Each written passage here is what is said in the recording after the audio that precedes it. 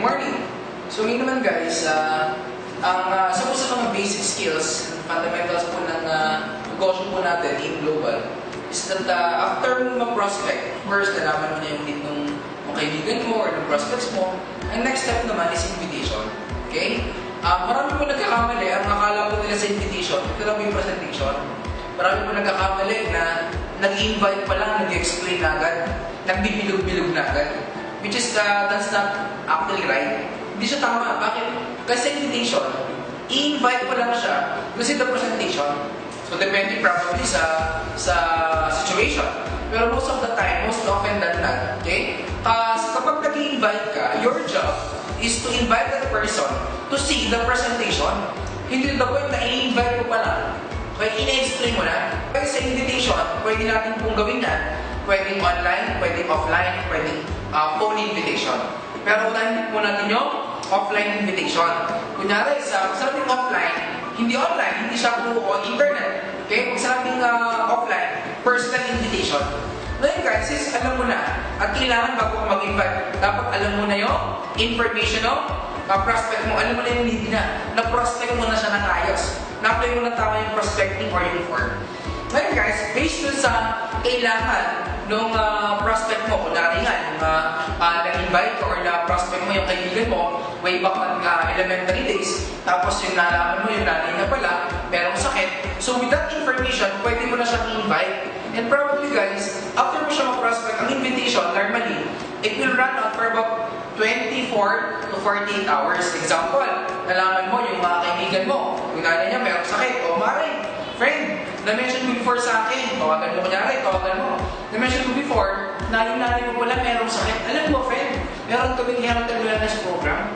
Itong health and wellness program namin, ang goal namin, is at makatulong kami sa mga taong may sakit, sa taong ayaw magkasakit, and who wants prevention.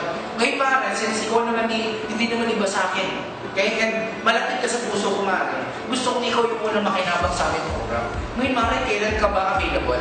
Ngayon, guys, in terms of pagtanong mo sa kanila kung kailan siya available, kailangan yung tanong mo is close-ended question. Kung saan yung close-ended question, kailangan meron siyang option. Wala na ganito ko, Mare. Okay? Kailan ka ba available? Weekdays or weekend? Tama? And normally, kasi pag may option, napapressure siya, nag-trigger siya, magbigay na sagot. Unlike sa marang kailangan ka ba free? Sabihin sa'yo ng kaibigan mo, tatext na lang kita, tatawagan na lang kita. Tama? So guys, pag nag-invite ka, kailangan close-ended question. Mare, kailan ka free? Weekdays or weekend? Ikalimita sagot. Siyempre, Mare, available ako weekend. Kasi weekdays may pasok ako eh. Talaga, Mare, sa weekend, kailan ka free? Saturday or Sunday? Ha? Sabihin niya sa'yo, ako, Mare, siguro mga Saturday. Kasi yung Sunday, pang-family din namin eh. Talaga, Mare, Saturday ka available?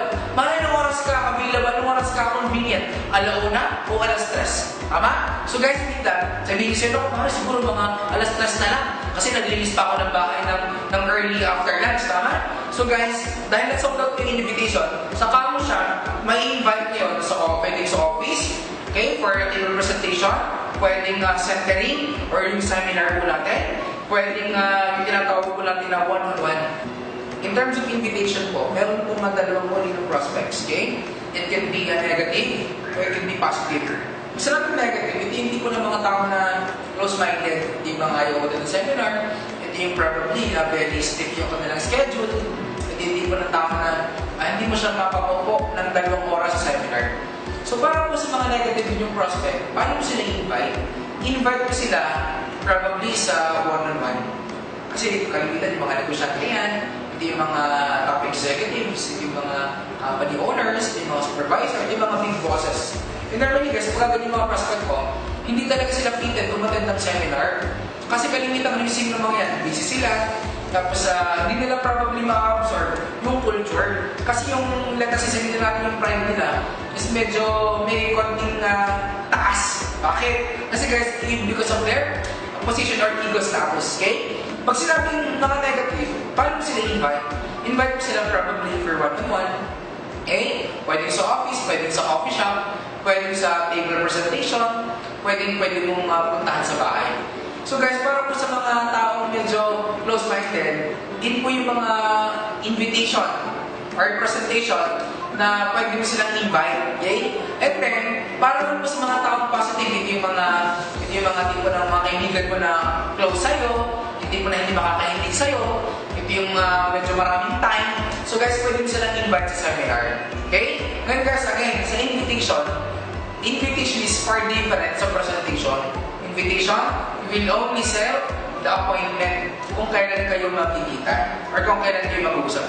Pero available naman siya on the spot, okay, pero you can take advantage, but most often than not, kalimitan, kapag formal invitation, ini-invite mo yan, or i-schedule mo yung appointment ninyo para sa ganun, mas clear po ang inyong usapan the moment na ipakita mo sa kanya yung ating business, okay? So guys, isa po yung mga fundamentals ng network marketing invitation. That's the most basic na kailangan mong matutunan. Kasi guys, bakit? Kahit gano'n kang galing mag-present, kahit gano'n kang galing mag-explain, at kung hindi ka naman marunong mag-invite, wala din. Okay?